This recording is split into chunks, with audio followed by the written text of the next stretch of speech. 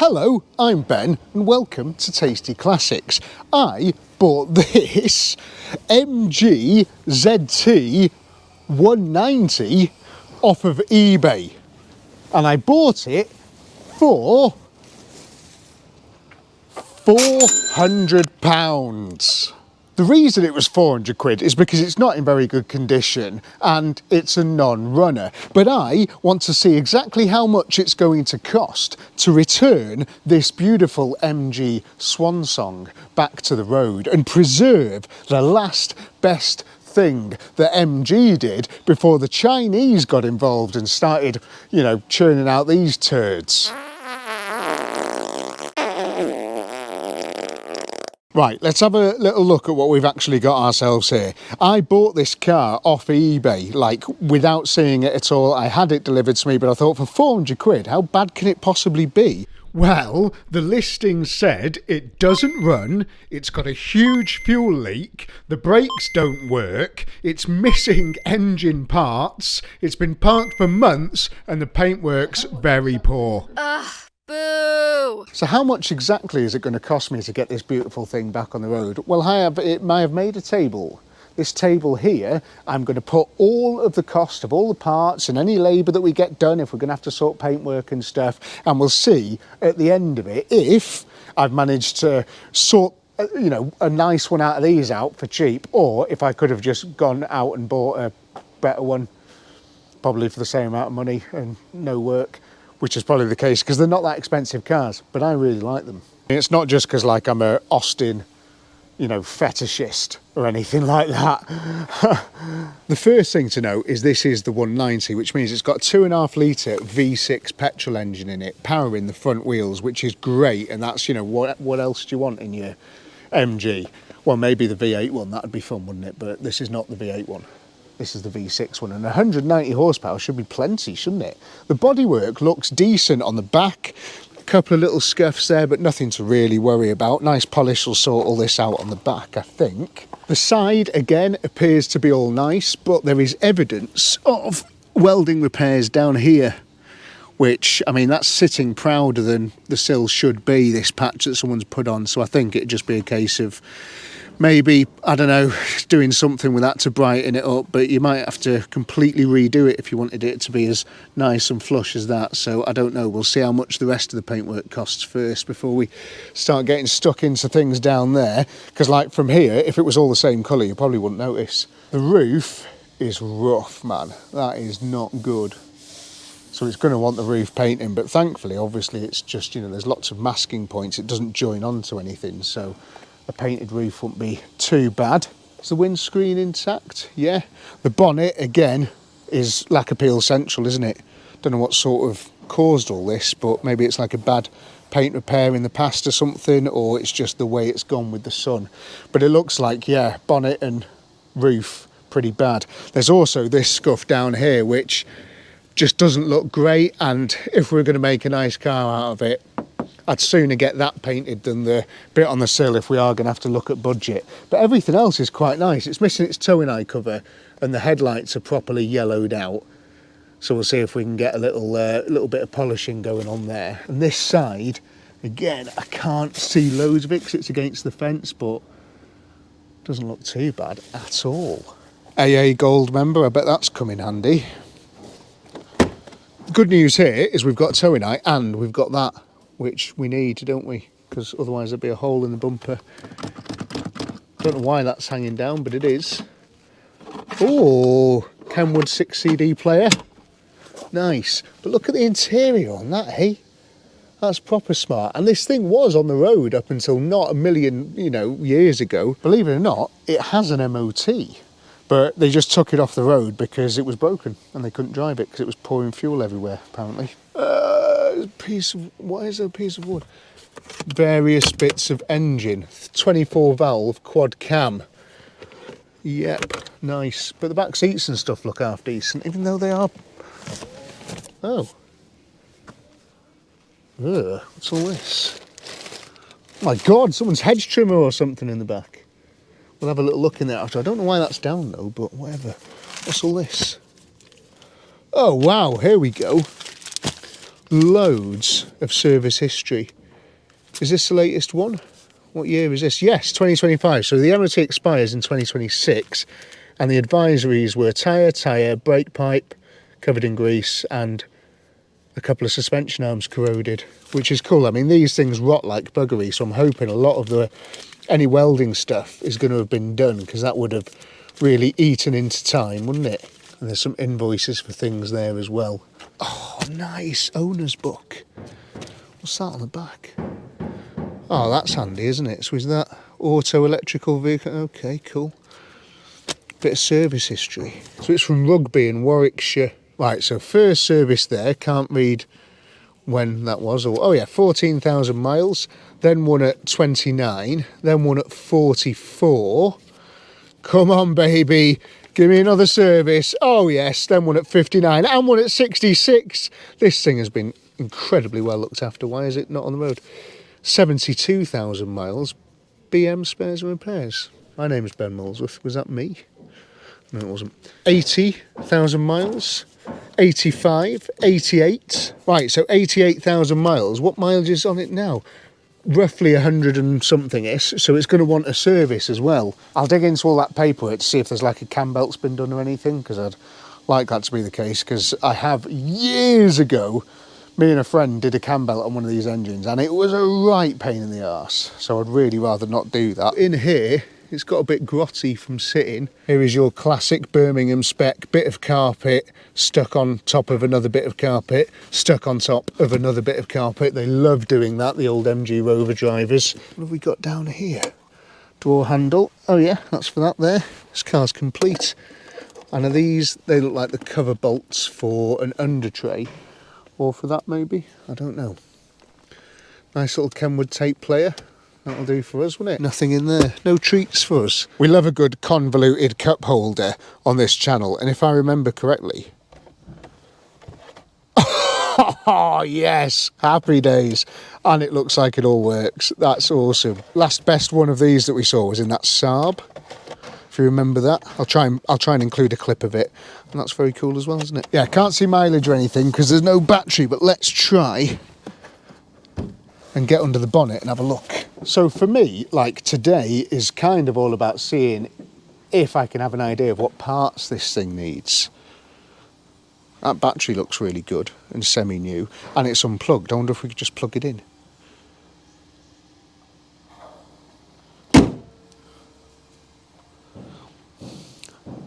Maybe we have to add a couple of bonnet hydraulic struts to the parts list.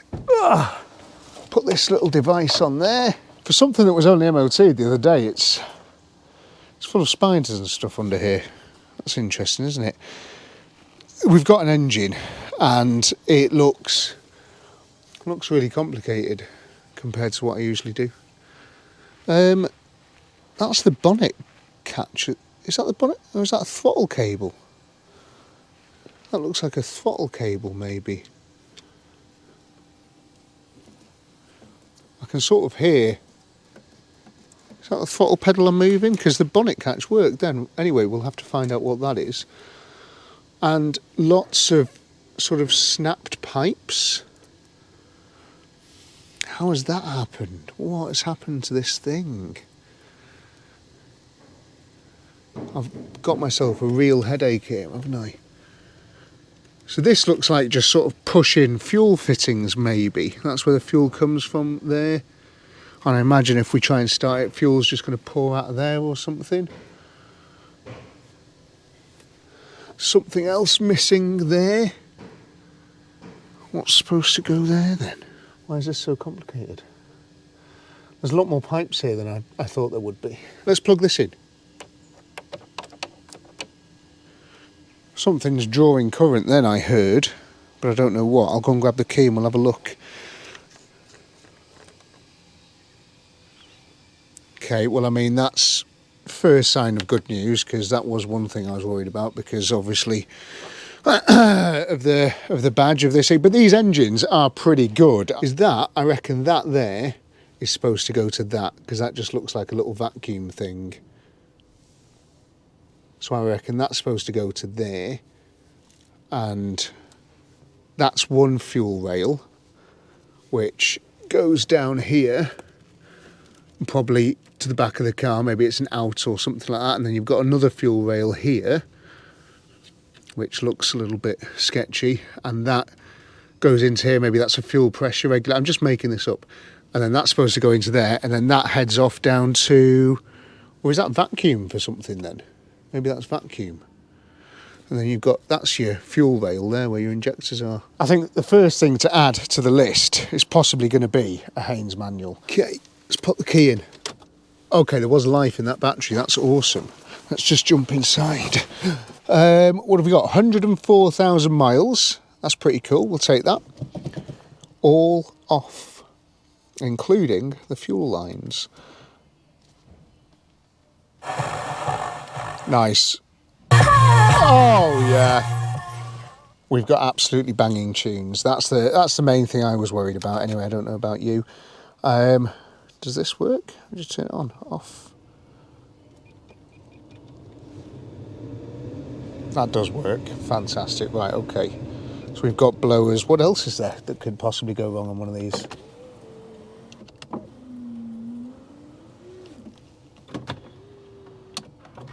I've never, ever had a British car where the window regulators don't work. Ever. Oh, what was that? Oh, headlining. Oh, it's touching my head. Why is that out as well? Oh my God. But we'll have to fix something with that because it can't touch my head like it does. Can smell a little bit of fuel. So we did say that the car can't be driven due to this like catastrophic fuel leak. I can't see any fuel leaking, so let's twist the key and try and start it. And you just look out for fuel leaking.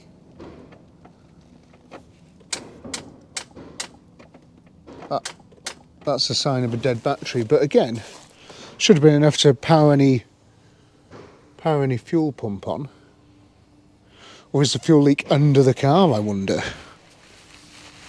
I've just plugged the mobile Start Your Bastard 9000 into the car to hopefully give it a bit more juice and spray fuel everywhere. It's always difficult, isn't it, when you get a car like this that you know nothing about, don't know anything about the history, how and why it's ended up with pipe snaps and stuff under there.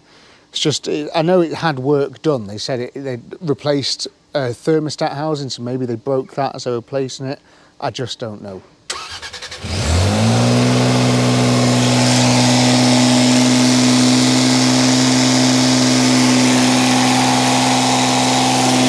There's a fuel leak. Found it. Wow. Okay, well, first of all, it runs amazing. Second of all, I have found our fuel leak coming from the connection to the injector rail there. That is quite a bad fuel leak as well, actually. Bloody hell. Yeah, it does go off to those pipes there, and we are just revving high. Is that throttle cable? Is that what that is?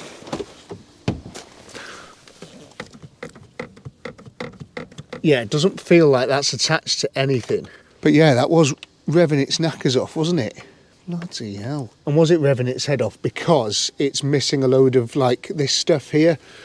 Or is the throttle sort of jammed up against something, or should it be like pulled back a bit with the power of this cable, which I don't know. There's a couple of clips there. Look, we're fixing this thing already. I think it's supposed to go under there and maybe on top of that. And look at that there. Does it go through that, I wonder?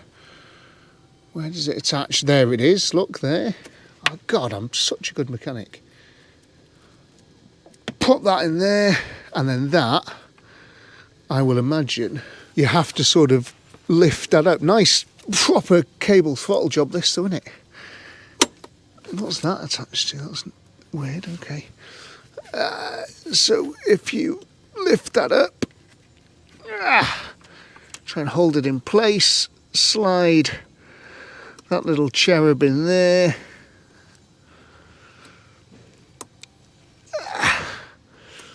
Don't need a Haynes manual for this, do I? Go on, you fucking thing. Come on, a bit further up. Brave boy. Oh, I really look, digs right into your fingers. Should be wearing gloves or just be less weak. Aha, we're in. Okay, right. So the throttle cable is now back in where it's supposed to be. There is various air leaks here. There's one big one that I think goes to that, and then there's that one that goes to that. So I need to go on the internet, and there's something here. I don't even know what goes to that. Maybe that was a T-piece. I don't know. But I'm going to go on the internet and I'm going to look for items that I can buy, including... They've tried to cable tie that on so it sort of pushes in. Do we need a new injector rail there, or is it just the fuel pipe? These are these really good, just push-fitting fuel pipe things that always work so well. You can tell they've sort of done that just to try and hopefully hold it home, but it's been fruitless by the looks of it, their endeavours. Just use my little pick here. Just got to try and, there we go, fish it past its little metal clips. Usually they've got one of these like plastic houses on, but this one's obviously kaput, and they've had to fit it without.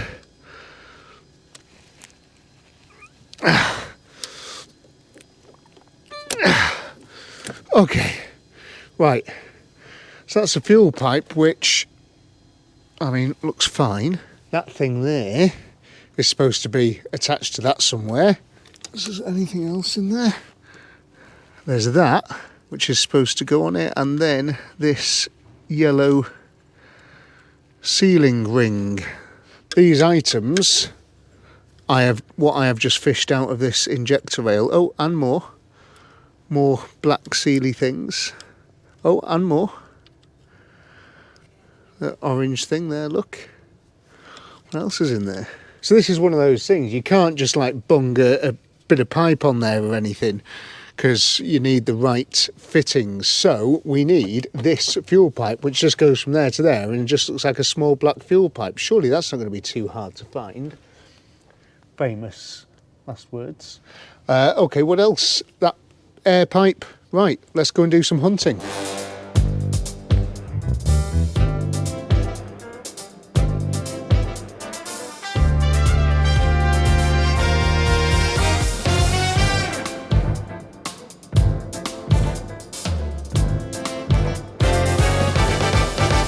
That is supposed to have like a load of O-rings and stuff and all that type of thing set up on it, and I think it's going to be the same as that connection there. Now, I've got some of these green HNBR O-rings which do work for fuel. They are safe for fuel, and we've managed to salvage these plastic bits and this metal bit. So if I just don't lose them and make sure I put new O-rings and all that back together in the right place, that might sort our fuel leak, which would be amazing, and then it's just the breather leak. So what I would like to do is to potentially take this one out and see if I can work out how it's supposed to look. It's different. I did find a picture on the Google of roughly what it's supposed to look like. Ugh. So we go this metal bit first, which we know about, that's cool. That can sit there, and we just bend that out slightly, and that should lock it all into place. And then we have one O-ring. I measured these carefully before.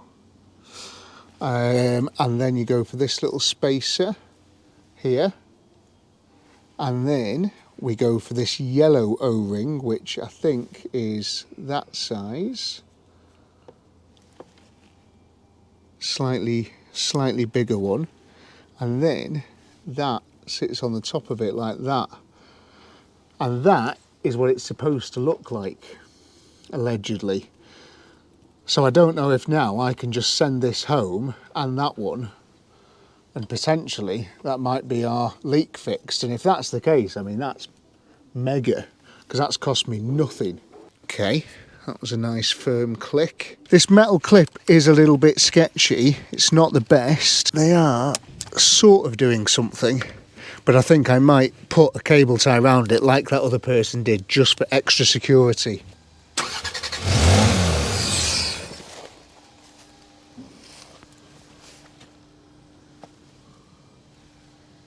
No leaking, but why did the engine just stop? Why?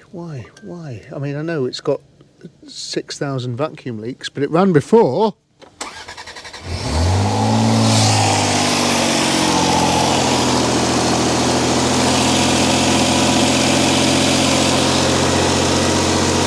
Come on, you beauty! A couple of O-rings and we are no longer leaking fuel. That's the best news I've had all day. Whoa.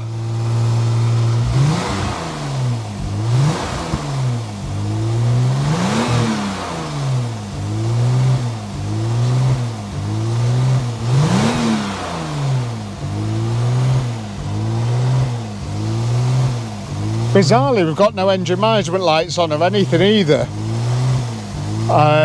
Which is weird considering there's no vacuum lines hooked up.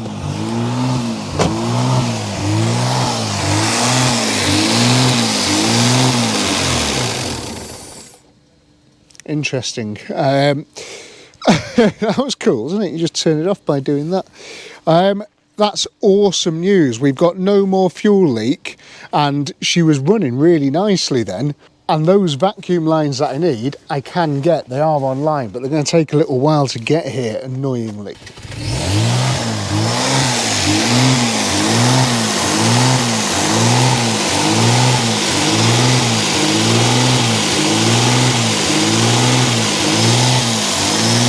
That's pretty cool news. We have fixed the fuel leak. Let's just update the table quickly. Not bad so far, hey? Before we get these vacuum lines sorted, should we see if this thing actually moves under its own steam? I kind of want to know.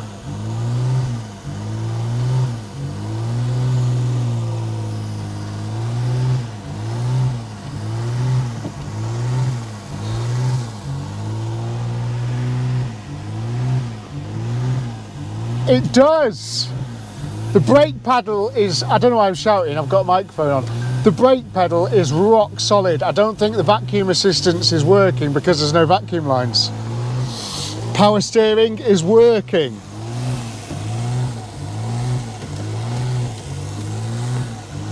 Oh yes, this thing is a dream.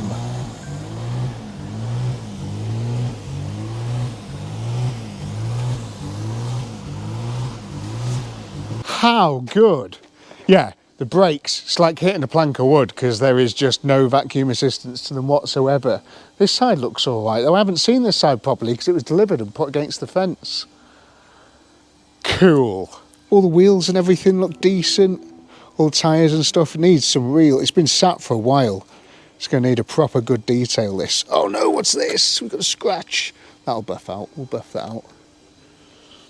Nice. She's very, very cool in here. This is a smart car. And so far, for £400 and 10p, I have a running and driving V6 MOT'd MG ZT. Doesn't get much better than that, does it really?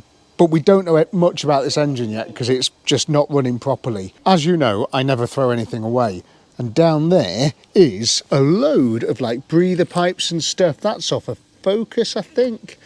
And then we've got something else there which looks like a breather pipe, and then we've got this thing here which looks like a breather pipe. Surely I can throw all this together in some fashion with some rubber pipe and some Jubilees and stuff like that, surely.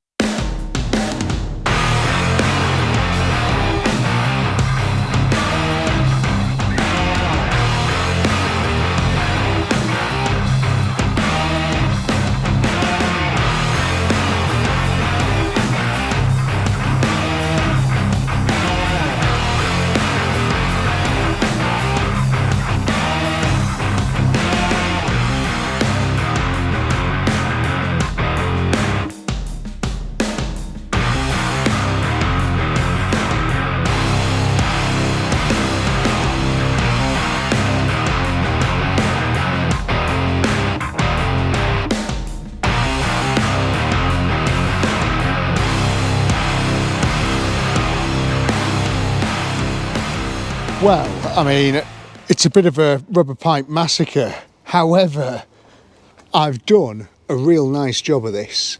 We've got nice, solid breather pipes everywhere now, and that's got its own nice little connection there. This is the only bit that I'm a little bit worried about, so we'll just keep an eye on that. We might see if it runs nicely and spray something over it and see if any bubbles come or if it sucks anything in. And this pipe for the servo, I thought this was missing, but it was just dangling down there, so I've just plugged that back in, which is awesome. Can tell this thing has been sat for a while. It's weird that it's got an MOT. I've had cars like this before, and you'd swear they've been sat for years.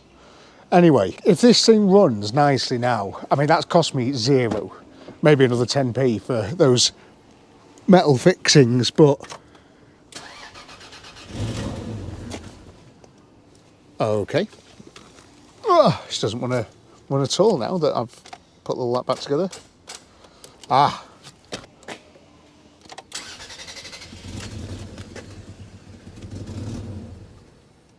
Ooh, she didn't like that, did she? What's going on, my dear?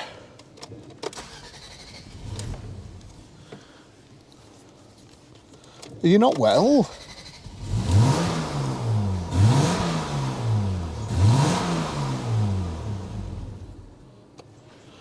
She does not want to idle. She doesn't want to idle at all.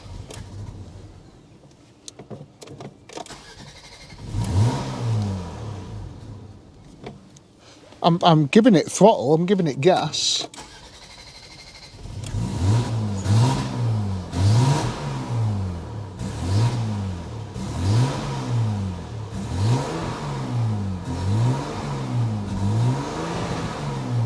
It's like a delay.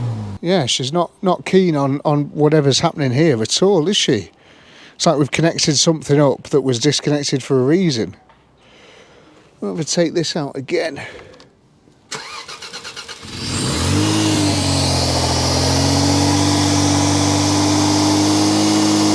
So this, I'm pretty sure, is for the brake master cylinder or the brake servo.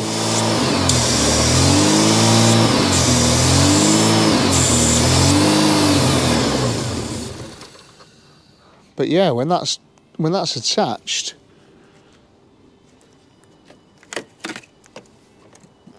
take the fucking wipers off. Can't see where the other side goes. Oh, nice, look at that. Bloody hell, there's some detritus in there.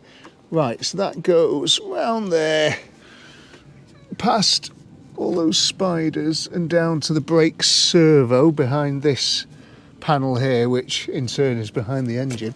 I can't see anything there, there's no point even looking, is there? Just put those on the floor before they all fall off. I can't even make her idle with the throttle. It won't let me. Bloody hell, when I went to press the brakes then, I gave the brakes a pump and it just died immediately.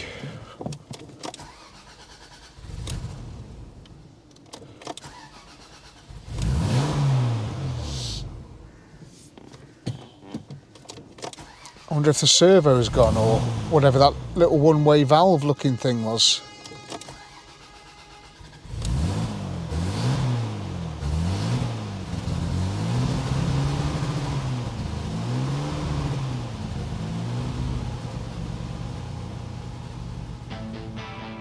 So I ended up sort of messing about with things for a little bit. Like I tried this one-way valve, took it off, blew through it, sucked on it, that kind of thing, and it did seem to work, but the engine just wouldn't run properly. So I decided to hang on and wait for the proper vac lines that I bought off the internet to see if that would make a difference.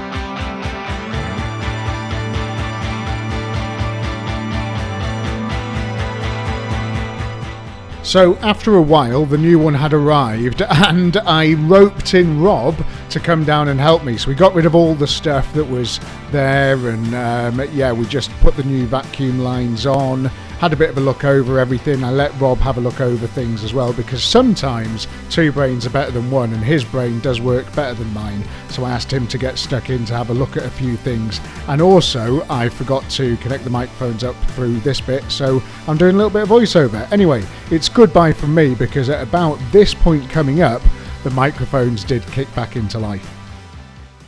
Ooh. We've cleared 3 codes.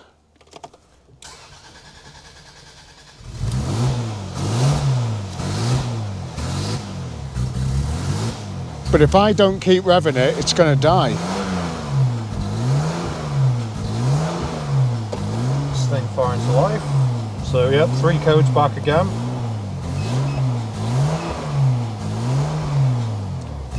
Same ones again. Intake air temperature sensor. Circuits high. Idle air control system. Manifold absolute pressure. Circuit low. That's what it was doing before. Without that thing plugged in, it's hunting. When a car hunts, it's usually a sign of sensor issues, isn't it? Yeah. Because it's the ECU going, what's going on? Leave me alone. I was laid up to die and I just want to die. But we're not going to let that happen. Not today, MJ. So if we live data it, hopefully we'll see something that's well out of its parameters doing something. So idle air temperature is showing -40. So it's potential just buying a couple of new things and plugging them in, isn't it, maybe? Right. If I go and take over the revs, do you want to go plug that vacuum line back in? Let's see.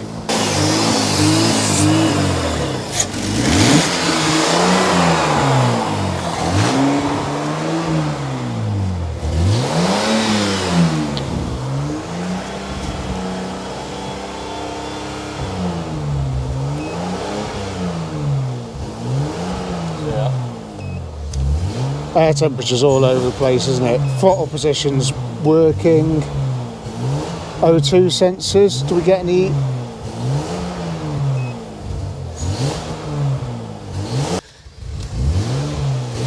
So that should be fluctuating when you rev it, and then when that's at an idle, your pressure should be in a minus. Right, okay. And that's that vac sensor is. I think we need some sensors. I think we do. Right, so Rob's just getting the, what is this one? The control valve? Idle air control. So we're going to pull this off and see if we can do anything with it, really. There she blows. She moves a little. Don't know how much she's supposed to move, but... Yeah, I would have thought, does it not like go in and out quite far, maybe? I don't know. She's a bit oily. What does it go into here? I mean, yeah, it's a bit black in there, but it's not caked up with stuff. Maybe a little bit, but not loads. Make it look like a new one with a bit of brake clean. Yeah, brand new rebuild. I think you made a discovery. I have just noticed something.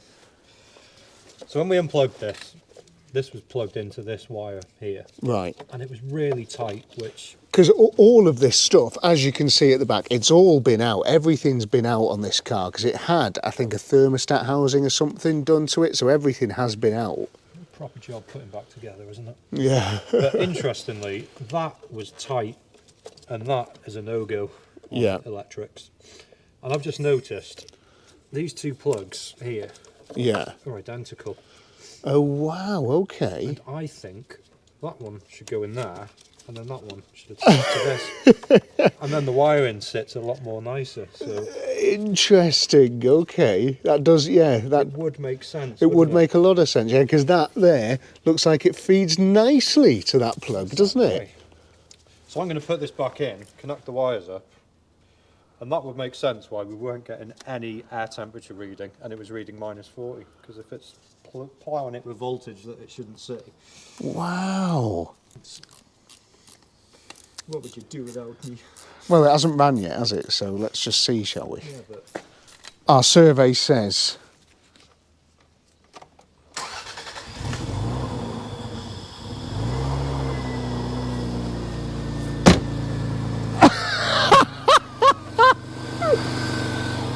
Boom. What a job. Like a new penny.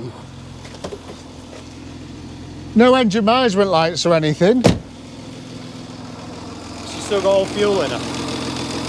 Well, it's not that old, it's got an MOT. I'll tighten that Jubilee clip up well. 0 codes showing on the code machine. Wow, okay. Okay, go ahead. She sounds sweet, man. So your map sensor reading here, Yeah, that's the pressure value. it's doing nothing. That should change as you rev the engine and it's sat on idle and it's not doing what it should. So potential map sensor is the one. Yep. Try and unplug it, see what happens.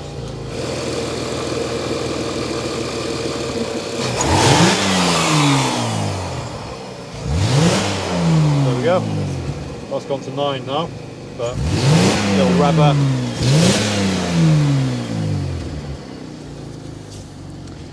Well then, folks. Thanks for tuning in for another awesome episode of Tasty Classics. I think what I would like to do now, weirdly, is I've just asked Joe to tax this car. Okay. It's still got MOT. I've just put some air in that tyre that was a bit low. Why don't, for a lap, we shut the bonnet and take her up the road, go and put some fresh fuel in her? Damn right. Let's do it. Let's do it. Paintwork's a bit rough, isn't it, Rob? Beautiful. But, I mean, what's a bit of paintwork? If she's as sweet as she is, I just hope she drives as well as she sounds now. We'll wait to find out. These things do sound the absolute business as well.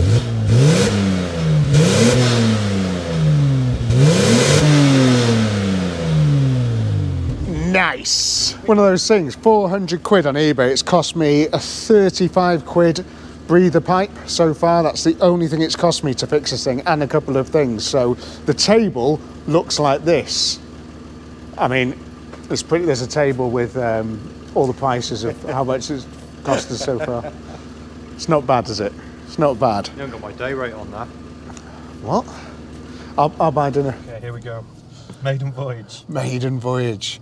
And I've just taxed it at 470 quid for the year. Thanks, Rachel.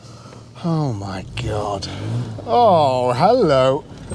Ooh. The brakes work. The brakes didn't work before because there was no vacuum to them. Vacuum. We'll fix that as well today. It's fixed everything, man. Jesus. The car just wants to fix itself. Wants to live. Well, I've never known a British car that doesn't want to live. We need to try and find one of those MAF sensors. Yeah, we do. Right. Man, this thing is just like absolutely sound, yeah. It's spot on. Need a map sensor. It's crazy. It drives so nice. Really, really nicely put together. We thought for the first maiden voyage now, let's just head down to Sealand in Chester. There's 3 motor factors there. Let's knock on all of their doors and see if we can pick up a MAF sensor. It's amazing, isn't it? It's like, It's beautiful. you could hear a pin drop. You could. Is this the Bentley of affordable performance British? No, I don't know. think Saloons. something like that. Yeah. There's no lights on the dash. It was the pinnacle of British motor engineering. Well, it was MG's swan song, wasn't it? Yeah. It was the last good thing MG did. Yeah, before they became Chinese. Yeah. Horn works. Have we got washers? We got washers. We got wipers. Oh my! Now I can't see anything. I've not even washed it or anything. We need to give this thing a proper detail, a proper scrub up before it goes down for any paint work. I think. Feels tight, doesn't it? There's no knocks, bangs, or anything. Feels really smart. Brakes are really good. I mean, they're cleaning up. They are. Certainly cleaning up well. And I think so. I didn't tell you, but this thing, full service history. Really? Full service. It's got tons of invoices, paperwork. It's had a cam belt, had everything done. Had a cam belt done, I think, less than 10,000 miles ago. And it's only done 100,000, which is nothing for it. Nothing. All the temperature's perfectly in the middle. Everything works as well. All the stuff. We've even got little motor. We've even got tunes, man. Loving that retro radio. As well, you've got a six CD player in the thing. Amazing. So good. Well, nice. Nice find. Nice find for 400 quid. So, 430 odd quid it owes us now. And it is just. Paid more in tax. It's brilliant. I paid more in tax than I paid for the bloody car. No! We're going wrong. We're going backwards. So I'll be paying by the mile in 2 weeks' time, don't worry. Yeah, I'd like to see them keep track of me. Yeah. Good luck, Rachel. Well, I just watch the YouTube videos, I suppose, and work it out, couldn't they? Just seeing if there's a gap in the traffic, we can see what this baby can do. Go for it. Oh, hey. It could definitely do with that MAF sensor, but We're gonna pass the van! Damn it! Oh, yes! Oh, not six, hasn't got 6 gears, it's only got 5. It's only got 5 gears. Only got 5 gears! Let the side down, MJ. Yeah. What a cool game. It's mint. It's a proper flying saloon, British flying saloon. Look at that, beautiful. Thing of the past saloons, aren't they? Yeah. Thing of the past. They should make a comeback. 100%. Definitely. Don't need any of this crossover nonsense. Generic looking SUVs that all look the same. Yeah. Let's try and get past this skip lorry. Can we do it? Oh. Breathe in. Oh yeah, easy, easy. And I can't believe we managed to do all of that without going over 60 mile an hour as well. Great, wasn't it? Incredible. God, it's just fantastic. It may have looked faster on camera, but it wasn't. It was 60 mile an hour. Tell you what, never mind 470 quid to tax or whatever it was. £1.60 a litre for the V-Power. We're going for the good stuff here. Yeah. Fill her up, baby. Right, that's a full tank now. Still got a little bit to go. Does she look fine though? We'll give it a proper scouse service as we're driving it now. Needs a bit of a headlight polish as well, doesn't it? Because it's nearly Christmas. Got pigs in blankets, sandwiches from Shell, and Worcestershire crisps. What day? There we go. Motor Parts Direct, that was the first failure, unfortunately. Get one for tomorrow, but nothing in stock, so on to the next. Got a feeling this is going to be a reoccurring theme today. Number 2 on the tester of can you get car parts for an older car this day and age in 2025. On the counter.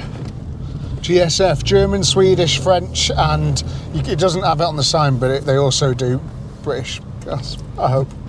As you can see, we're now leaving GSF. They did have one. Yeah, empty-handed, but they did have one. But they wanted £100 for the bloody tiniest sensor in the world. That's crazy. Sorry, that's extortionate money. Yeah. They said they could get us one for 30 quid, but they've got to order it in and it'll be here tomorrow. Same old, same old. So we're going to try Euros now, see what they say. Right then, I hate this place with a passion. They are the worst car parts company in the world, Euro Car Parts. And the reason is, have you tried phoning them recently? You just get put through to a national call centre. You can't speak to anyone there. I used to have an account here and had them on WhatsApp. And then one day they turned around and said, right, we're not really doing the WhatsApp anymore. You've got this central sort of number that does all the sort of pictures. I was just like, okay. Carried on doing that for a bit. Every time since, I was messaging them going, can you get this? Have you got that? Can you get this? Just not interested. Anything pre-2007, just not interested. Really bad. Really the other thing that annoys me about Euro, if you try and buy anything, there's always a discount code to bring it to a normal price. And it's like, just list your parts at a normal price. Yeah, I don't want to be faffing around putting codes in. I just want to buy them and check out. That's place number 3, done and dusted. None in stock. And they wanted 72 quid for getting it to us tomorrow. So, no dice. Just useless people at Euros, honestly. Absolutely useless. She didn't even know what a map sensor was. That was the thing as well. She was like, what is it? A map sensor? It's like, no, not for like your sat nav or something, love. Bloody hell. It makes the engine go vroom vroom. We've got Jim Barrows next, which is who I used to use until they stopped delivering to me. That's not very nice, is it? No, but I apparently wasn't in their catchment area, so there you go. Well, you were. Yeah, I know. But then they moved and they sent me off to Smith's in Nantwich Race. They're sound, they're good. They are good guys. Yeah. I use them, they're my local as well. They're very good. So we've just done Jim Barrows. That was the last stop of the day, and unfortunately, nothing in the shelf.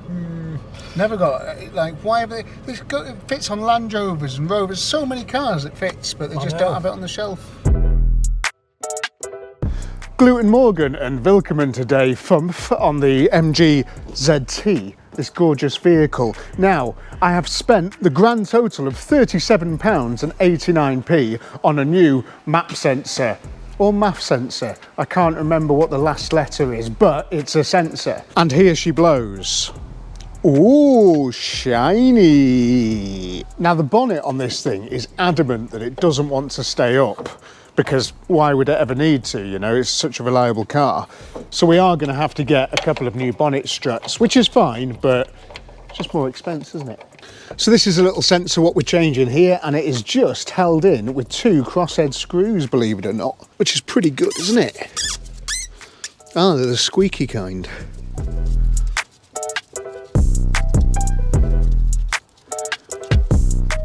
Pop. And then the new one simply slots home. Simply slots home. Simply get in, you fucking why wouldn't it simply slot home? Do I need to put some grease on it? I've just put a bit of slip on the O-rings there just to ease its passage. There we go, beautiful. Right, a couple of screws back in.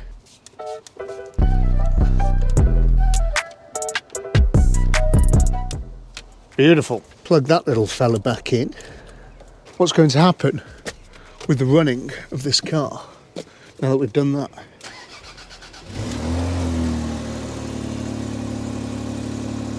She's stone cold, so she's on a bit of choke, but that sounds beautiful. And there's no engine management lights or nothing like that. What I want to do now is just have a little bit of a gander through all this properly and see exactly what this car's had. Ah, the wind. See what this car's had in the past and see, behave. Paperwork wise, if it can give us a clue as to when it was last serviced and stuff, because what I would like to do is make sure that it's properly up to spec, you know. This is what we're doing. We're making a car that you can just jump in and drive and is going to be very, very reliable. And when I say you, I potentially do mean you, but more about that later. All this bit here, that's all old MOTs, but here it had a check for asphalt. Something was wrong with its ass, but it was replaced, so that's okay. Replaced pads, unseized a caliper, replaced both front to rear brake pipes, and it had that welding to the sill, which we've seen, which is nice in 2023. This is the money shot though. This is the one that I wanted to see. So in 2020, it had a timing belt and pulleys kit, and also it had a drive belt, so that is all properly looked after. So if I do need to do a service now, it's only going to be sort of basic oil and filters and maybe a cabin filter and a few of those things, which is good. Another great bit of service history here. There's tons of amazing stuff that it's had, which shows you it has been really well looked after without sort of any expense spared. And 2017, it did have a clutch, slave cylinder and flywheel, which is awesome at a cost of 918 quid. And I can tell it's had all this stuff done and sort of maintenance with no expense spared because it drives so well, drives properly tight and nice. And look here as well, when was this? What year was this? 2017, it had exhaust section, rear exhaust, centre exhaust. Loads of money spent on it, you know, properly nice. So the last service on this car, stamped in the service book, was at 88,000 miles. So I've ordered a load of stuff. And we're going to give it a service as well when we do the bonnet struts and we get it up in the air on the ramp, have a good look underneath and see if it needs anything else, such as tyres and brakes. I've just emptied the boot full of, there was nothing really interesting in there. It was just an old sort of Hoover and stuff. Anyway, let's have a little look under here. Ooh, shiny. So we've got a nice space saver, all in lovely condition as well, isn't it? Very, very nice. But I've opened this thing here because I want to put the towing eye back. This car no longer needs towing. And there it goes. Beautiful. Look at all this detritus here. We're going to give this thing a proper scrub in a moment. Can't wait. And I'm sure we found in here somewhere. Where is it? Come on. Where are you?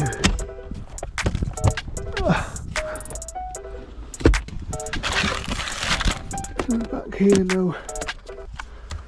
Ooh. Ooh.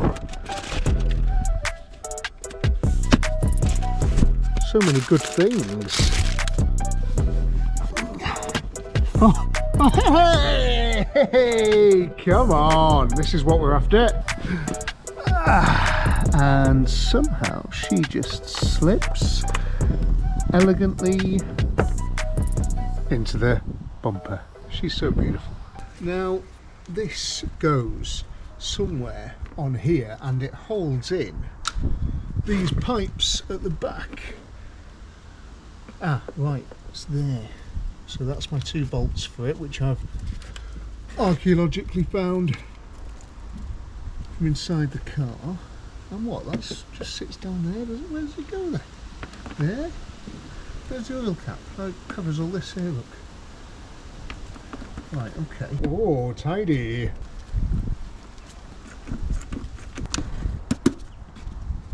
Right, I've found this thing here.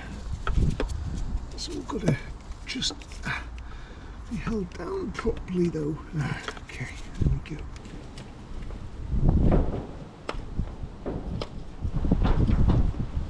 Superb. Right, so that is all nicely back together. I did find this in the boot. Keep the battery nice and warm, keep the battery all cozy in the winter. Beautiful. Right, she is tucked up under here. She's beautiful. She needs a bit of a service, but we'll do that when the parts arrive. But for now, we need to give this thing a clean. Now look, you see this thing here, this MGB GT. This is one of the last cars that I brought back to life on this channel, and I spent quite a lot of time, quite a lot of money making it a really nice car. And then what I did is I raffled it off for £1, and I've prepared it this morning because the lucky winner of that raffle is going to come down and pick this thing up, which I'm super excited about. He's going to see the workshop and meet me and pick up a big merch bundle and all that cool stuff.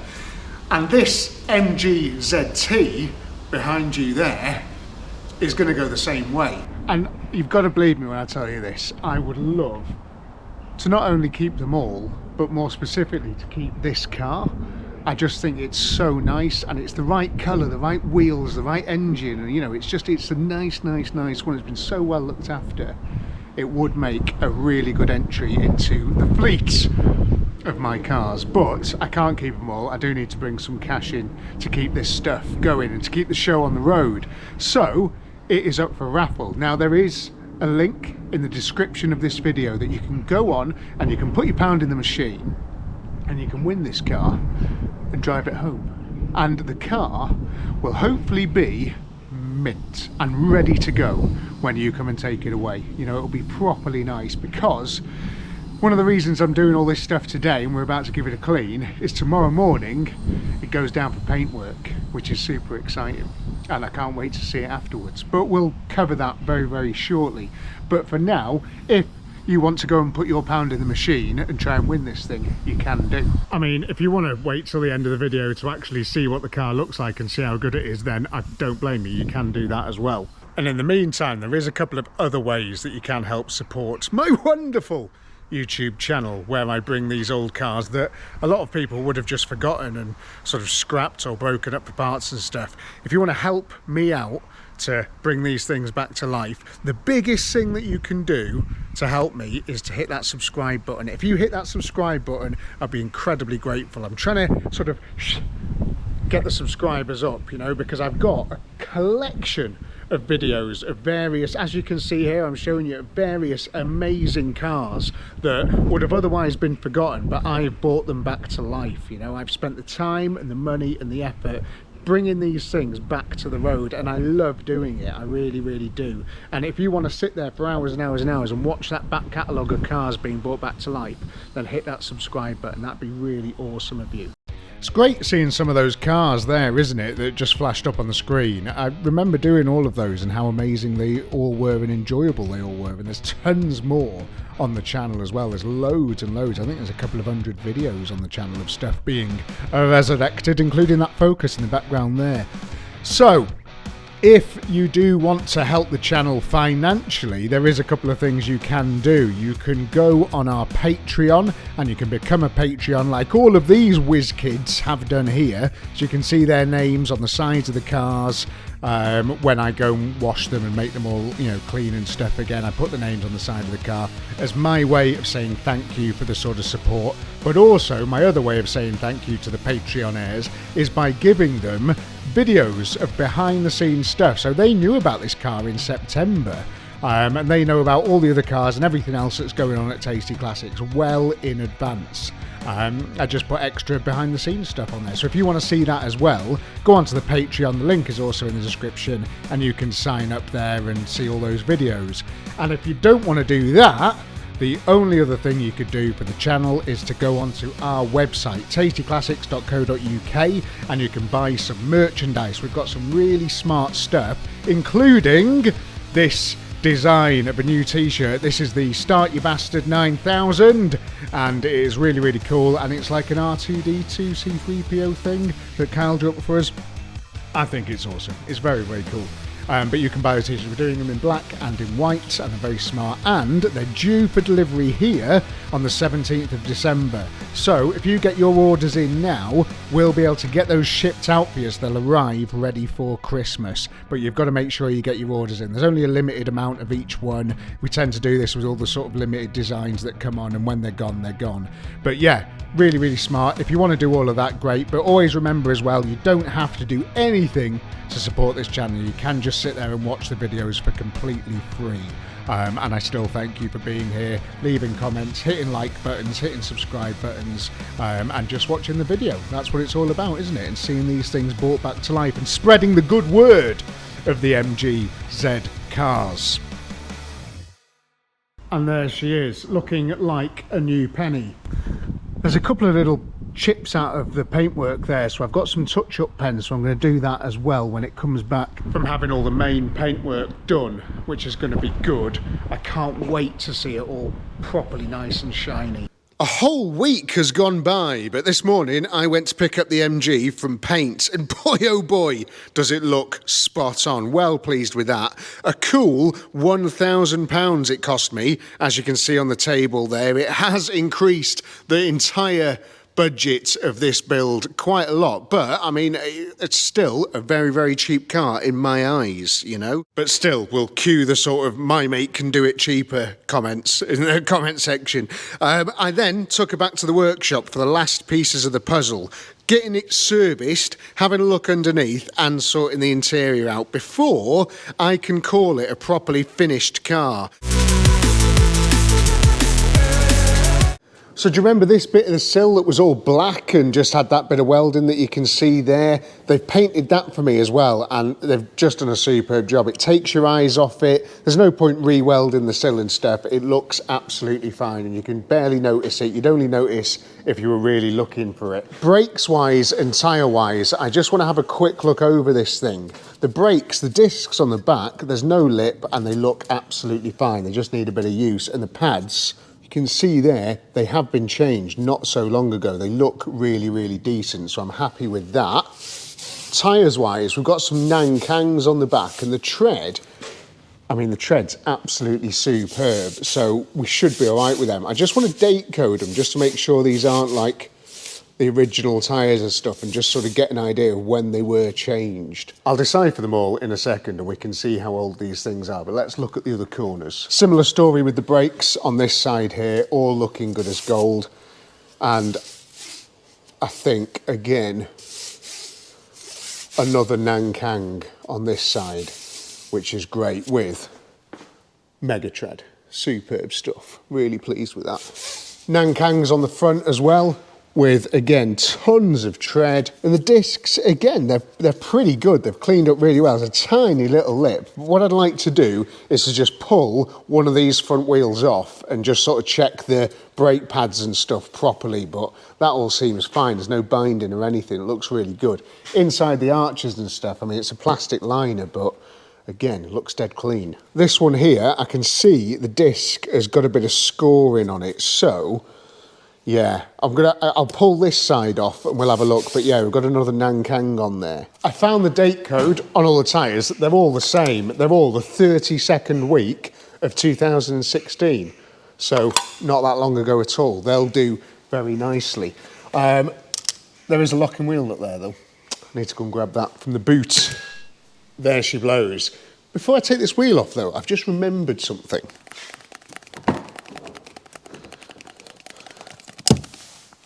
Ah, hello. So I spoke to my mate, Ben, from Ben's Trim, and I said, you know, about this headline in here, can I not just sort of chuck a load of this down it and hope for the best like we did on the Golf? And he says the problem you've got is that this cloth is sort of, and the headline in itself, there's foam in there, and as the foam disintegrates, it turns to dust, and that's why if you just sprayed a load of that down there, it wouldn't stick.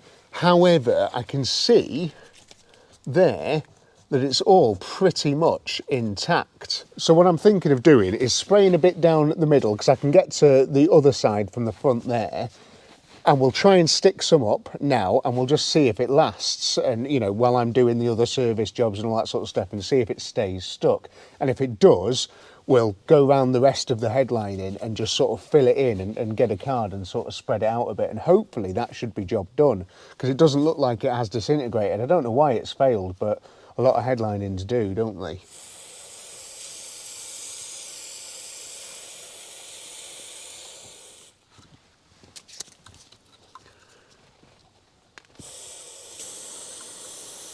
I can see it hitting on the interior inside there. So now potentially, if we just sort of give it a wonderful light caress.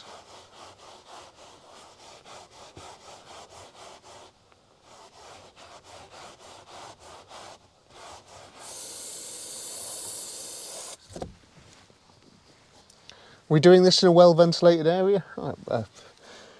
Maybe. It says give it a little bit of time for the solvents to evaporate, and then just try and stick the two... Starting to work already. Stick the two surfaces together, but maybe do it without glue on your fingers. Yeah! Climb onto the back of my MG. Whoa, what was that? It's my MG. Okay.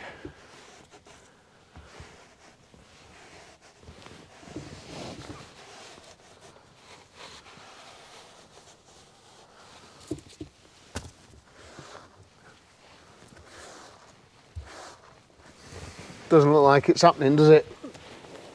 So this disc, I mean, it is a bit scored, as you can see, but it's not the end of the world at all. The disc's got a tiny little lip on it, barely feel it, and the pads, I mean, the pads, they're sort of in pretty fantastic shape, as is the other side in there. So, I mean, I'm pretty happy with those. The brakes feel great. Rust-wise on this car as well. I mean, she's a beauty, isn't she?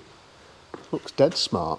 Looks dead good. Just look at that then, that's just a bit of covering. It's not like a broken coil spring or anything. Underneath the front of the car, we are solid as a rock everywhere. Not just solid as a rock, we're in really good condition cross members wise, and this sort of subframe is, I mean, it's superb. Really, really clean. This has obviously been quite a dry county car, a car from the south of the UK. If you're watching in America, you do get like, you know, north-south divide when it comes to rust on cars, and we kind of do in the UK as well, where the weather's a bit worse up here or by the seaside. They tend to be quite rusty, but this one looks like a good one. Yeah, very, very smart indeed. And exhaust is looking superb, very, very nice.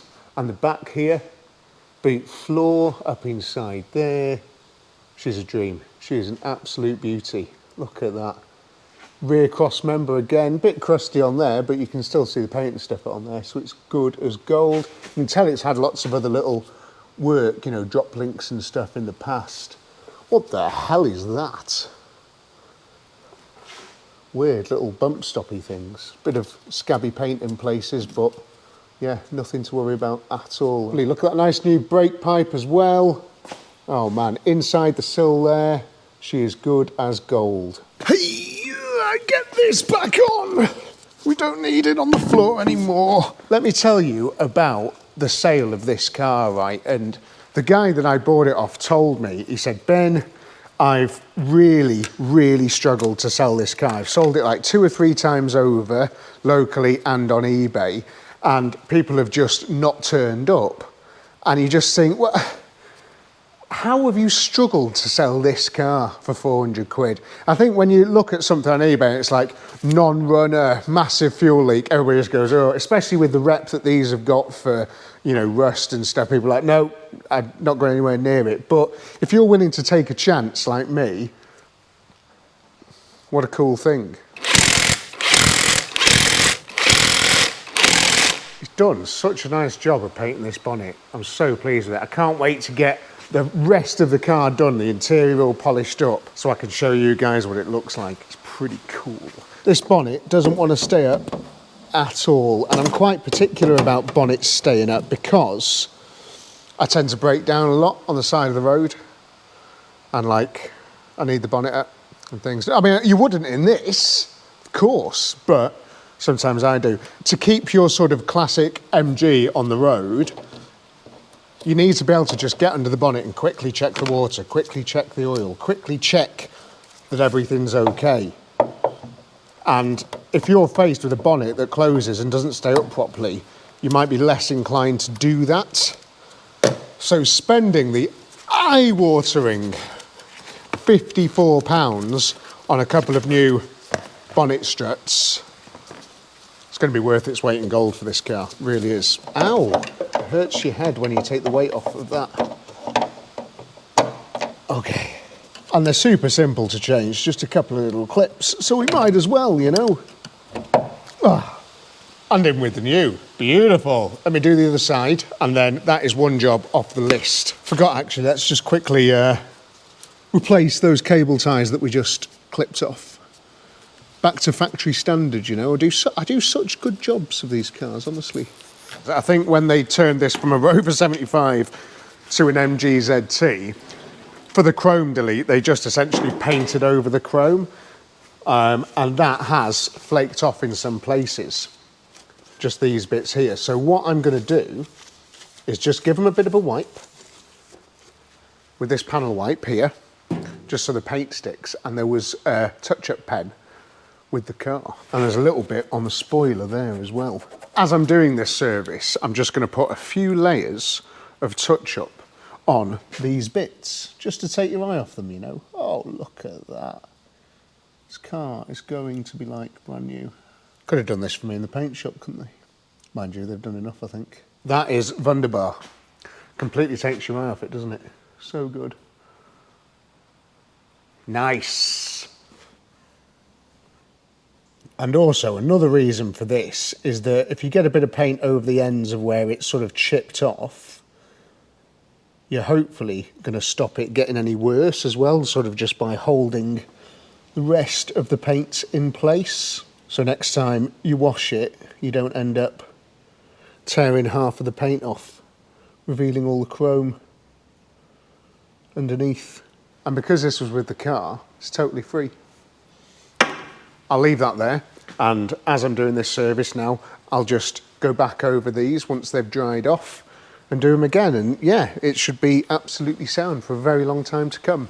I just checked the coolant and we're protected to -17, which is amazing and is probably not going to get any colder than that in this country. That's Celsius as well, by the way. And now I'm under the car, and this is the oil filter, and this is the sump drain plug. That is, you know, these beautiful British engineers are just, you know, they're taking care of the average humble mechanic, because that looks super straightforward and easy. And you've seen me do this a million times, so I'm just going to get this done very quickly. And then it's just a case of topping the oil up. They take loads of oil, these. I think they take 7.2 litres, which is a huge amount of oil. So get that all topped up, then check the power steering, and then finally, before we do the air filter and the cabin filter, let's make sure we've got windscreen washer fluid as well. We've got to do a cabin filter on this car as well, and because I don't know when that was last done, which I'm hoping you can get to just by removing this thing here, but yeah, I think it's wipers off, windscreen cowling off, everything off. So let's do this easy one first, eh? Out with the old. It's in really good condition, to be fair. In with the new.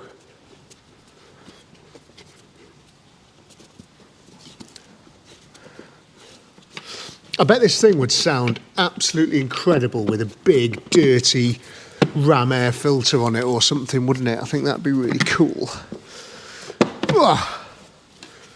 So if you do win this car and you take it home, get that on your shopping list. I think it'd sound pretty good. Big old V6 induction. Don't think it'd make it any faster, but it might do. Who knows?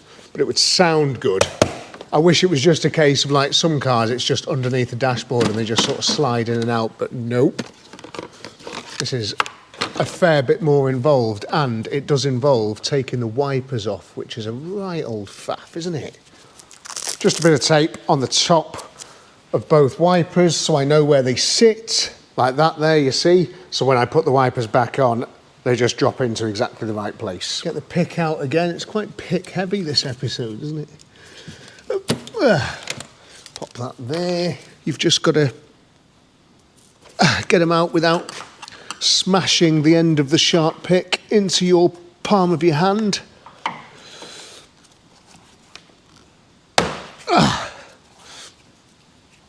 It's hard to get to.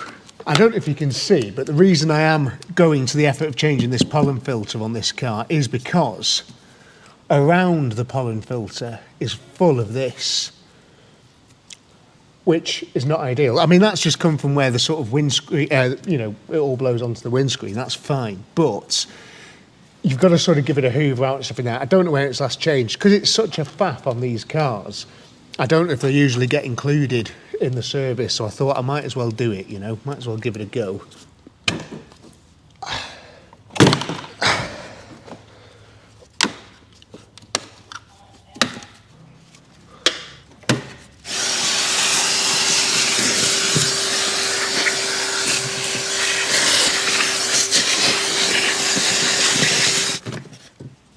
Pretty rough in there. That's what you're breathing in essentially, is all this sort of detritus and stuff. It is not nice. Doesn't look like it's been replaced in quite a while, so I'm just going to finish off giving all this a hoover out and a tidy up, and then we'll get this thing changed. I've just pulled it out and I've noticed that we have a big pool of water on the bottom, which is not ideal, and the bottom of the filter was soaked.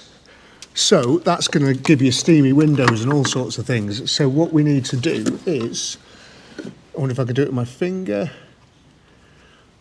Oh, there's a big drain hole there. I need to get something a bit more long, and we need to clear that plug.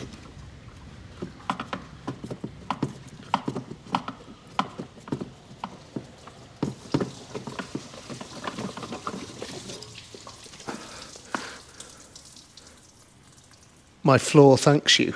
Should have done this outside really, but whatever. It's an excuse to give the place a mop, isn't it? But yeah, that's better. All the water draining out nicely. So carry on with giving it a clean. Okay, all nice and clean and dry in there. New filter. Simply slots home so easily. Come on, you bastard thing. Should take this ECU box out as well, really, but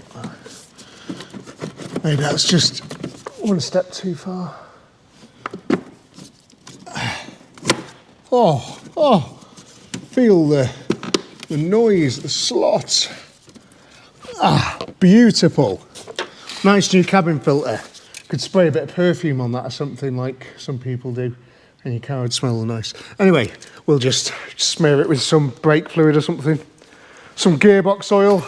Service history is all stamped up with my stamp, and all the mileage is recorded. The service is fully done and everything is working beautifully. But it is now time to do this interior and to see how that headlining has performed. Ugh. And I mean, some of it's stuck, but I've marked it there and that's not in the right place. It's just not sticking well enough. I'm just thinking, seeing as this car has come back to life so well and we haven't had to do anything catastrophic under the bonnet or any other massive jobs on it, I've never done a headlining before properly, like taking it out the car, repairing it and putting it back in. I've never done that. So, do you think we should try? I think so. Let's get the tools, strip all of this off. I don't even know how it's connected. I think it's just screws behind there. Strip everything out and try and get this headlight out. I think it will squeeze through a front door, but I'm just sort of making this up as I go.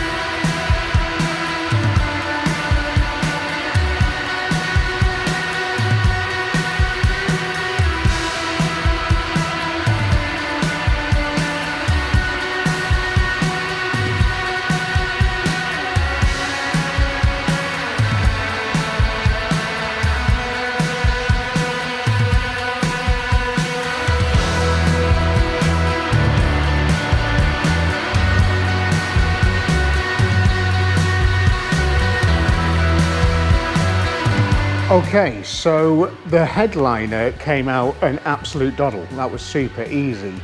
Sorting it all out and putting it back in though, that's a different story. You can see where my glue has gone through on here as well, which is it's very annoying. I should maybe not have done that and done something else, but every day's a school day. Anyway, it's out now and I'm in contact with Ben from Ben's Trim and he's sort of talking me through what I need to do. And he says, I've got to get this old cloth off and you can see how the foam has separated there. And I'm pretty sure we're not going to be using this cloth again anyway. So, I mean, look how easily it comes off. No wonder it didn't want to glue back on. So I guess I could just throw this to one side for the moment. Not just going to bin that straight away though, because we might need to take that cloth, or at least some of it, down to the trim place to get them to match it, which isn't a million miles away from here. Okay, Hoover.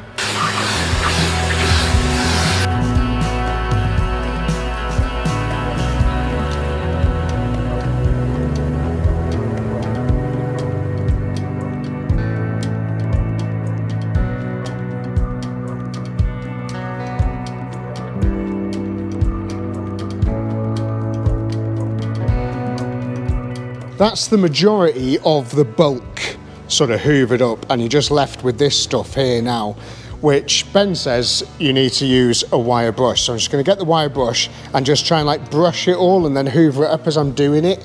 Because if you leave this on, it'll be like the Princess and the Pea and you'll feel that through the headlining. So I've got to get it where it's clean and, you know, no crap left on it.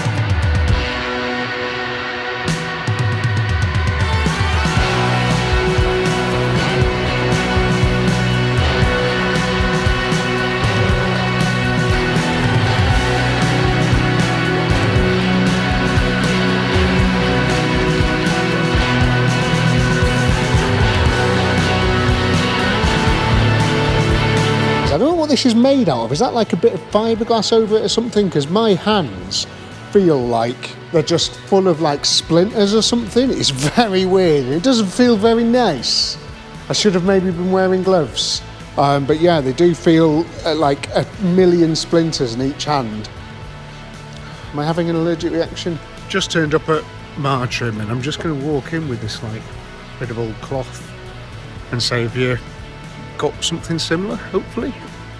Incredibly efficient. That's just what the doctor ordered. We've got a nice, spongy material. Got the glue that we need. It's not exactly the same colour, but it's not far off at all. It's the closest one they had.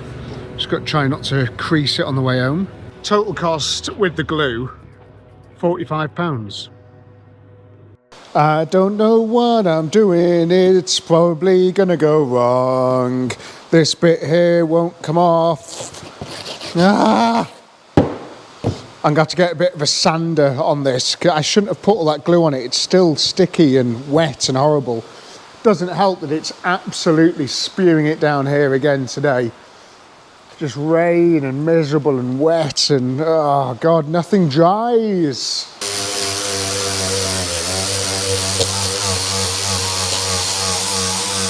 Oh, that's better.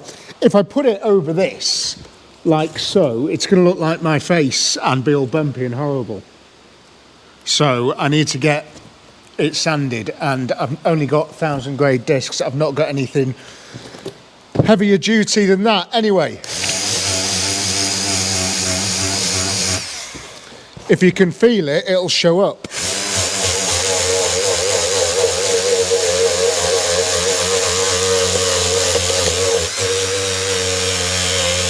Fortunately, that's actually working a treat. Maybe I should have done the whole thing with this.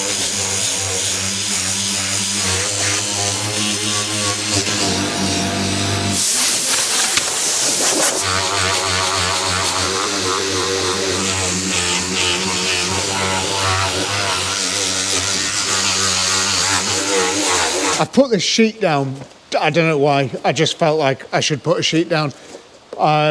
This is the headlining. Is it, which way round does it go? Like that? I think it goes like that, doesn't it? Now I've hopefully bought enough here to do like 2 lots. And I've done that because I'm inevitably going to mess the first one up. But at least then I've got enough material to do a second one. My hands have stopped hurting now though, by the way. But that was 2 days of splinters. So if you're going to do this, wear gloves. Don't be like me, wear gloves.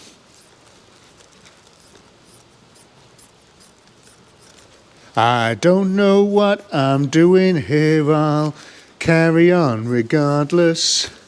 Got enough cloth for one more headline in, I'll carry on regardless. He said sort of start at one end and work back. So if I sort of roll this up maybe, but it's got all crap on it now. I can dust it off, can't I? But then how am I going to do the... Ah, I know. Right, okay, let's do it like this. And then... nice.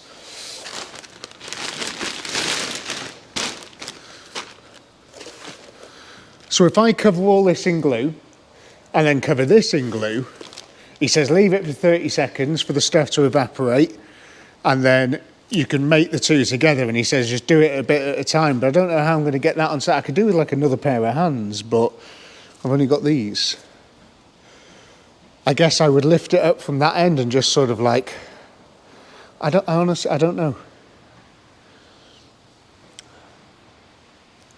Any ideas? Is it too cold to do this as well? Quite possibly.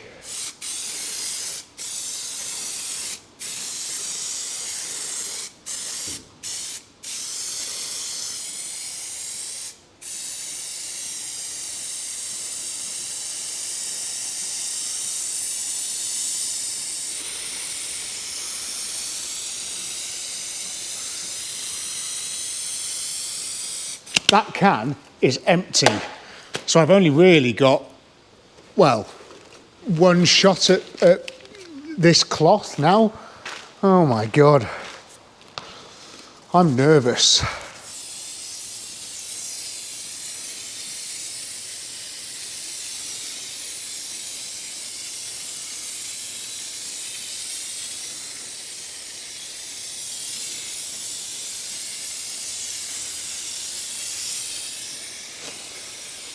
Do you remember Art Attack back on the TV when you were a kid? This is reminiscent of Art Attack for me. If I don't wear more PPE though, it might be Heart Attack. This is tough. If I just grab it in the corners where I'm going to cut it off. Okay, we have picked up the headlining. There is no going back.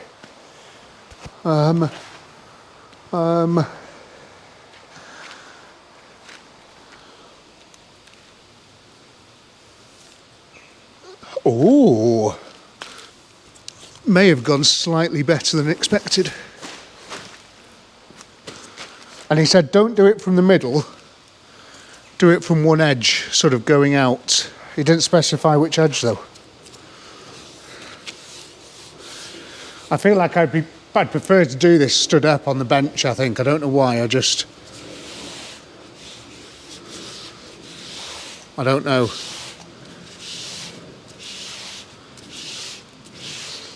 I mean, that's kind of working beautifully though, so far.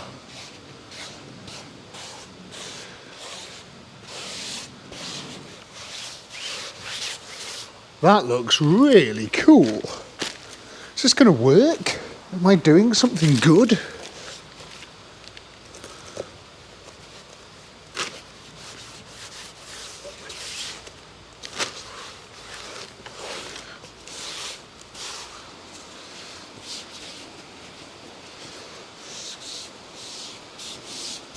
Is that how you do that then?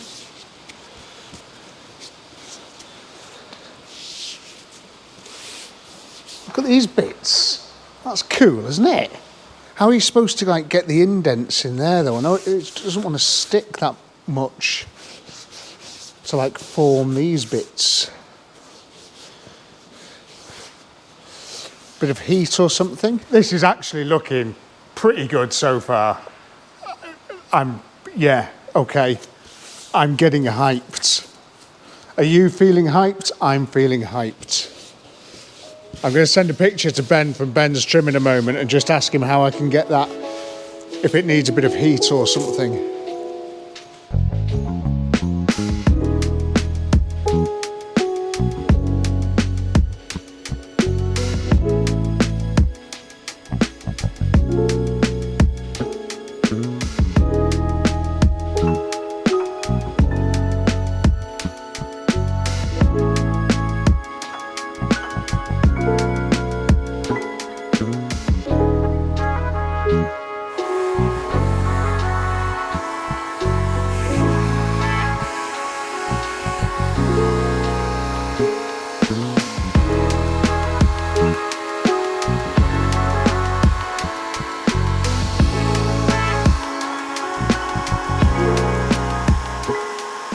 It is absolutely freezing this morning, but my head is nice and warm thanks to this Tasty Classics beanie.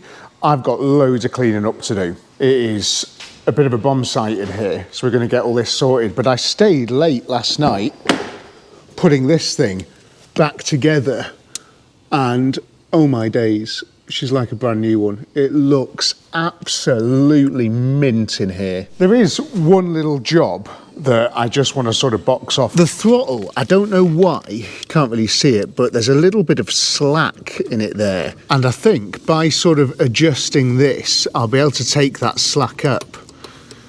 It's super straightforward to just pull this out and twist this thing round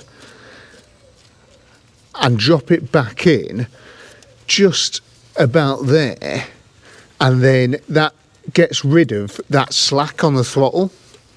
So now the throttle should, I mean, I don't even know if it was opening all the way before, but hopefully it's going to be proper tight and nice now. And I can now feel on the throttle that that is like a lot nicer to press. Just feels a bit more like as it probably would have done from the factory, which is cool. Tiny little 2-second fix, and that'll make all the difference to how this car drives, because before there was a bit of a gap before you started to rev the car up. Nice. Right, let's get this thing clean, get it outside, and then get it down the road. And I think we should see how fast it is as well by putting it on the Tasty Classics Tower of Power. The steering wheel is one of the like worst bits on a car for grime, and a clean one just looks so much better. Really transforms the interior, especially from a driver's perspective, because it's right in front of your face, isn't it? And this one in particular was absolutely rough. Let me give you an example of how bad this thing was, and how good it's going to look. Look at all that here, absolutely rank. And then with a bit of scrubbing, you can make it look like this again, you know? And it doesn't take long, but massive difference when you're driving to feel a nice clean steering wheel. And the leather goes back to how leather should feel like, not shiny and slippy, but like quite grippy and nice. I always like doing the steering wheel, one of my favourite things to do on a car.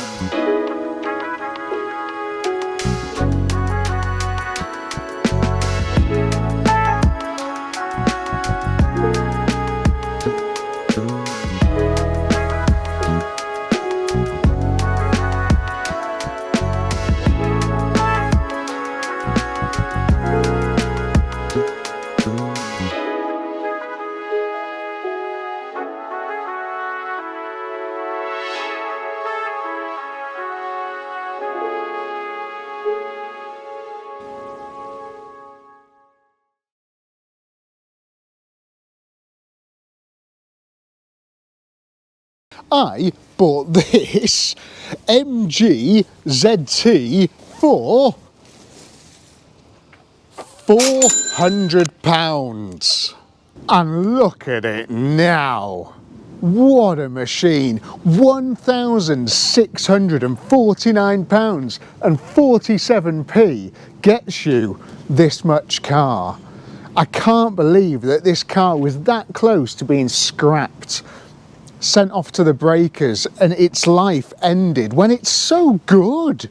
It didn't take tons of work, you know, it's been a few weeks, loads of little finishing jobs, and she is spot on now, and I can't wait to get it on the road and see what it's actually like. But this thing is a beast. I'm well impressed with it. She's still got the odd little scuff if you really look hard, and the wheels in places, I mean, you know, they could do with a refurb at some point. There's a bit of a tuck on the driver's seat there, but I mean, it's done 100-ish thousand miles, hasn't it? We can't ask for more than that, surely. I would love to keep it. I say that with every car that I do, but I would genuinely love to keep this one. It is so nice. And my first ever headlining job.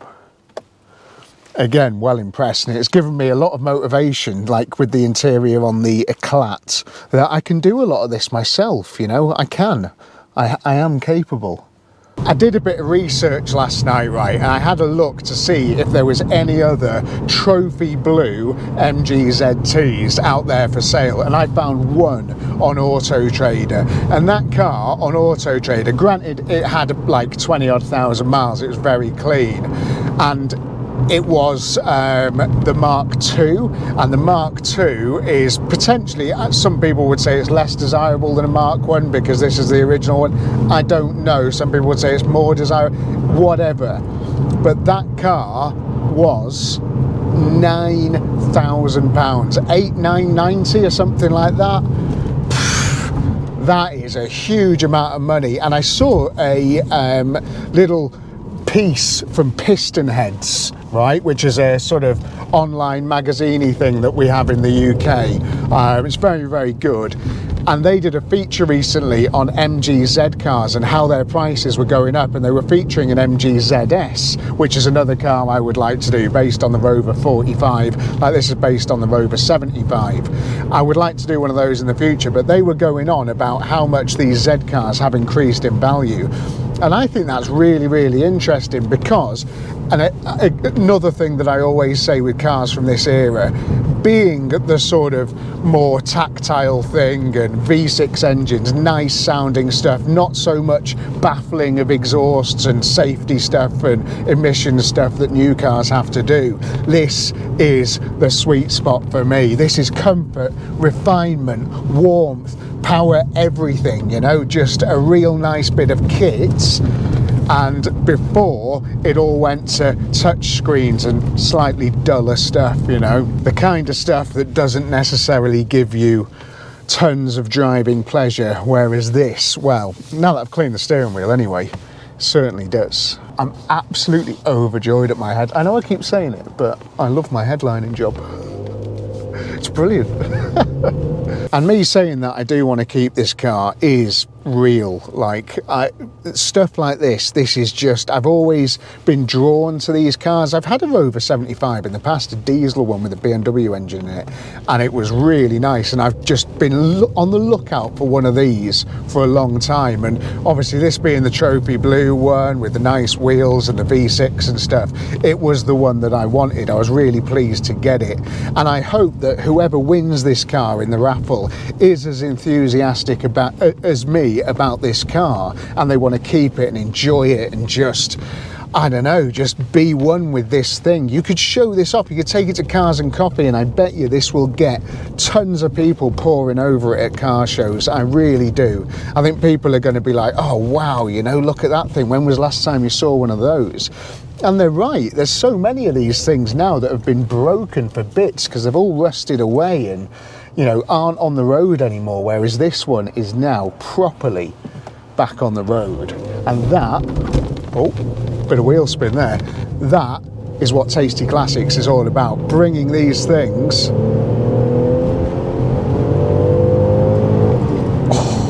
Oh, listen to that V6. bringing these things back to life. Right, let's see how fast she goes. I forgot to mention as well, these door handles, I've supplied them with the car, but there's been so many attempts to get these things back on that the door handle just didn't work. It wouldn't go back on without, well, a lot of messing about and potential bodgery. So I think the best thing to do is to get an eBay saved search for a couple of new handles, because all the lugs have snapped off them, and then you can slot those in. There is some on there for about 15 quid of door handles. You need to, just telling you, letting you know, full disclosure, you know. I think this is going to be somewhere around the Alfa Romeo. It's not going to be crazy because this is a big heavy car, you know, you've got to remember that. It's not going to be too nippy off the mark. This is a sort of car that is made to sit comfortably at 120 or 70 mile an hour on the motorway, you know, comfortably, quietly, and smoothly. 3, 2, 1.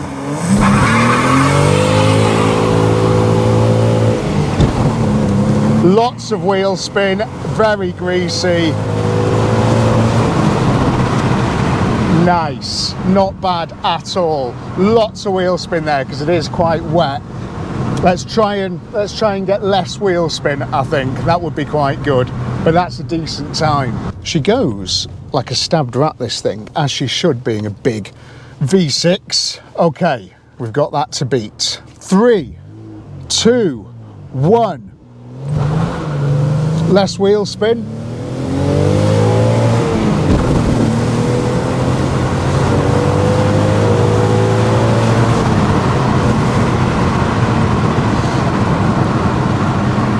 Not the best because I backed off a bit then. Let's try it again. It's difficult with this wheel spin, and I think we're not quite getting to 60 in second gear as well. I need to go to third, which isn't ideal.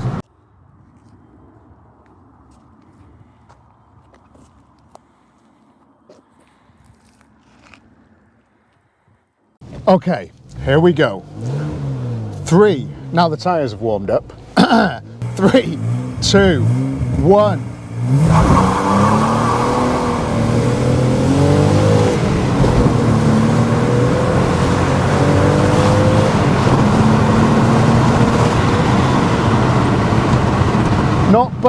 Not bad at all.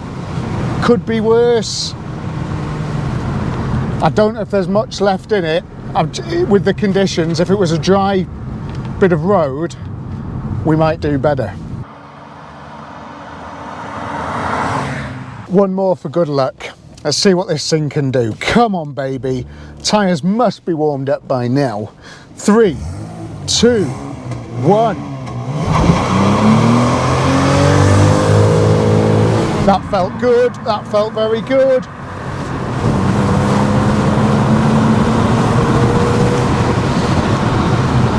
Changed up to third. Too late. Too early, sorry. Oh well, we've got a decent enough time. Let's get back to the workshop and see how she did. How good does this car look as it flies past? It is just a brilliant bit of design. I love it. A nice saloon car. We don't get saloon cars anymore, really, do we?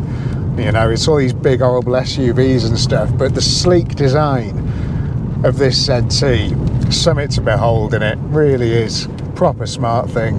And for roughly 1,500 quid, I mean, I don't think there's any better way to spend 1,500 quid. Granted, it's been a few weeks work and, you know, there's been a bit of luck involved as well, sort of underneath that bonnet, but sometimes that's what you've got to do. You've got to take the chance on a cheap car. And at 400 quid, when I bought this thing, there was a couple of things going on in my head. One, I'll be able to fix it and, you know, hopefully turn it into a nice thing.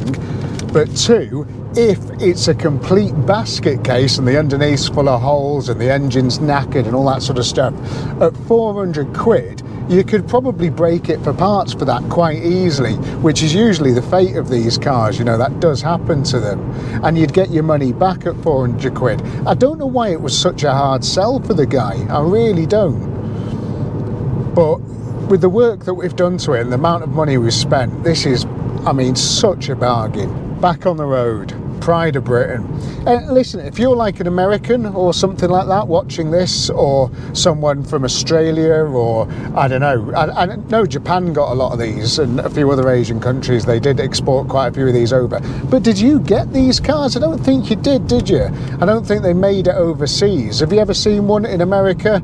I mean, they're pretty cool things. Or what about Australia? Did you ever get these? Let me know in the comments. I would be very interested to know what country you're from. And also, I have seen some abroad in like mainland Europe when I've been over there. I have seen a few over there. But were they common? Were they known over there in like Germany or Belgium or France? Again, I would be very interested to know. The ZT did it in 9.81 to 60, which is exactly the same as the MR2, and that was a moist test track. And this one I've put wet for a test track because that was super slippy out there, super slippy. And I think if you would have got the sort of dry track, you would have got closer, dry test facility, you would have got closer to the stated 0 to 60 of that car, which is about 8 seconds. And I think I would have probably chopped maybe 1.5 seconds off that time without all that wheel spin. But there was nothing I could do about it. It was just super slippy. But that car is awesome, and I've really enjoyed doing it. And I hope you've enjoyed watching this video as well. And if you have, hit that subscribe button. That'd be awesome. And I don't know what's coming next. Well, I do, because it's actually parked right behind us here now. And it is something very different indeed. And if you want to see what that is, you can do it early by going onto the Patreon and doing all that sort of stuff on there, and you can see a sneak preview of going to pick that car up if you like. Right then, thanks very much for watching, and we'll see you in the next one. Bye.